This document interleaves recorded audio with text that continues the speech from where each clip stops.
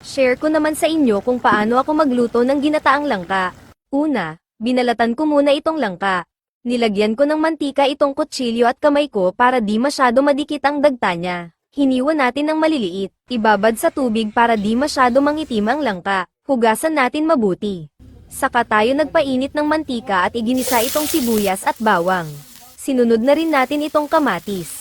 Igigisa lang natin mabuti. Sardines pala ang napili kong sahog dito. Una natin ilalagay itong sauce para mabawasan ang lansa. Mamaya natin ilalagay yung laman para di madurog sa pagluluto. Igigisa lang natin mabuti.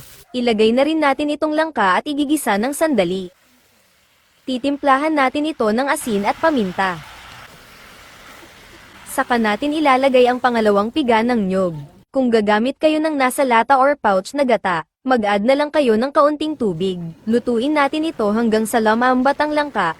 Kapag nakita nyo na malambot na, pwede nang ilagay ang kakanggata o yung unang piga ng niyog. Lutuin natin ito ng ilang minuto pa hanggang sa mas maging malapot pa ang sabaw. Maglalagay din pala tayo ng siling haba. Tikman din natin ang sabaw, at timplahan ng patis o asin depende sa panlasa mo. Pwede na rin natin isama ang laman ng sardinas. Haluin lang natin ng bahagya para buo pa rin ang laman. At maglalagay din pala tayo ng sili dahil mas masarap ito pag maanghang. At eto na, luto na ang ating ginataang langka.